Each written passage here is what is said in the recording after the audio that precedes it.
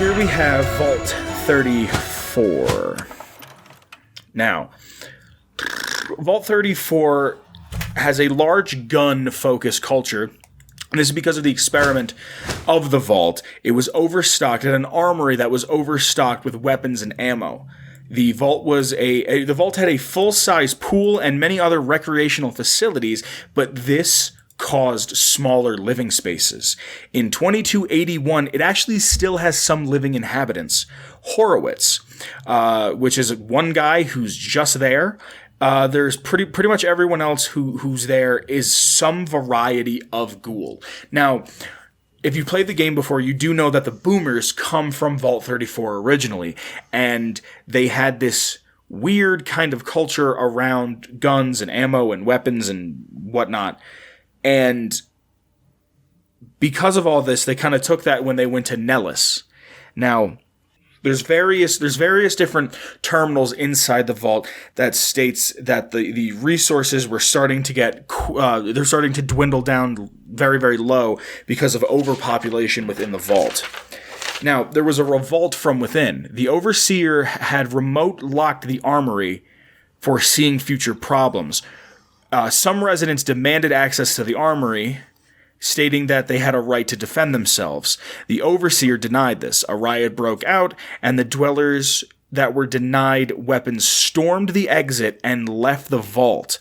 Another very American story. Yeah, right? We don't understand our rights. We just think everything's owed to us. Another group saw that the vault security was preoccupied with this, and they stormed the armory. This information is corroborated by Boomer historian Pete, who tells the Courier that the Boomers used to occupy 34, but they grew tired of not being allowed to use their weapons, so they left and started a community at Nellis. The fact that Pearl still possesses a key to a gun case located deep in 34 contributes credibility to the story. I don't think I've actually been in Vault 34 proper. We've had this conversation once before. Really? I don't know about you, but I have, because I remember this is the vault where you could find the All-American, which is like an M16 essentially, like an M4, with a scope on it, and it's decent, and it's got a couple other weapons that are down there, and like C4 and shit. But I don't think I've ever been in there. I remember us having this conversation. You said you hadn't. After the exodus, the main exit was sealed and more guards were to be posted to prevent more of this. Not allowing people to leave didn't help with the overpopulation. This caused an attempted overthrowing of the Overseer. Some dwellers stormed the armory, damaging parts of the vault. The reactor cooling vents and the main computer system and various other interfaces were damaged because of this. Also, because of this, the reactor started to leak radioactive waste. All attempts by the engineers, the vault engineers, to fix this had failed.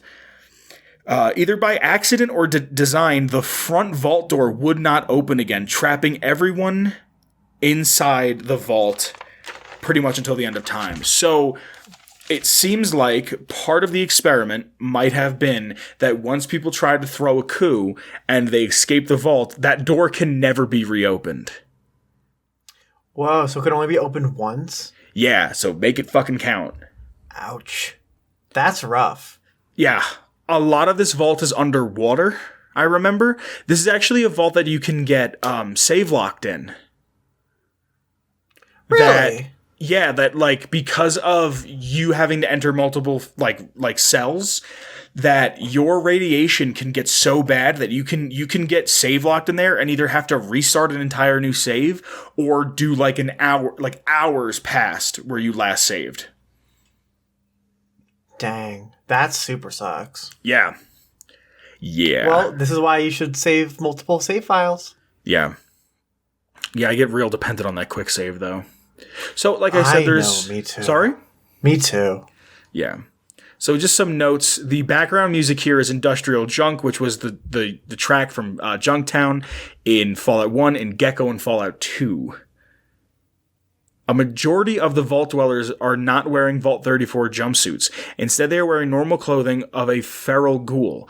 The exception are the Vault security who appear to be wearing the remains of security armor. They do, however, occasionally carry them as an item.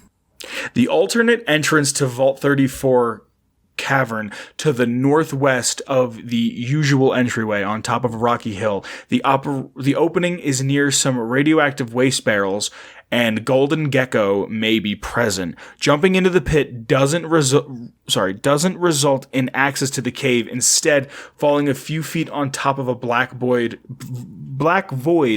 with dialogue to enter if looking down. The pit cannot be escaped by normal means, requiring fast travel to exit. This is one of the few vaults that has no visible control panel to operate the vault door, despite it being opened manually before. Chris Haversam from the Bright people, was born in Vault 34, but left when he was convinced he became a ghoul after maintaining the reactor. The reactor malfunctioned and turned the dwellers into real ghouls, which eventually resulted in them turning feral. Holy shit. So he thought he turned into a ghoul, and then everyone but him turned into a ghoul. Yeah, and he just started talking like this. That's crazy. Yeah. And then he shows up to the Bright's Brotherhood, and he's just like... That's so fucking funny. You know, if you have a high enough speech during that quest, he'll go to Novak. Yeah, you can convince him that he's not a ghoul, right? Yeah. There's one other neat fact here, but... using the console commands to clip through the wall, you can see that the vault door will reveal the vault door, the big door. It doesn't have a number on it. It's just blank. And that's because you can't get to the Jimmy Johnson.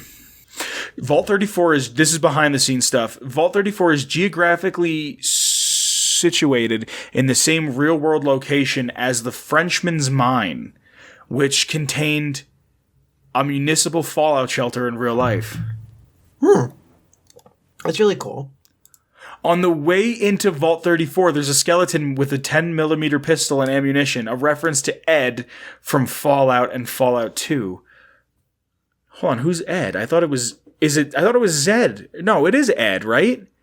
Yeah. Wait, when you leave Vault 13 in Fallout 1, you go over to see like there's a skeleton right by the door. Yeah. And it says, "That's Ed. Ed's dead." Yeah. I thought it was Zed. My bad. That's awesome. He's even in the PMV Valdez. That's fucking funny. That's about it. Super neat vault. It is. It is a really, really cool vault. I like the boomers. I do. Yeah, they're neat. I think that's what I want to do when I get back on stream. After I get back from the first DLC, go to the boomers, see what they're doing, and then go do the next. It depends on what my level is, really. But yeah. Cool. That's them. The boomers are cool. I know we didn't really jump into the boomers, and I like how this doesn't really have like an in-depth history of the vault or anything. It's just more about like the vault itself in terms of like its physicality, not so much history. Yeah. No, I think it's good because that gives us another episode to talk about the boomers. Absolutely. I think we should do the clans of New Vegas at some point.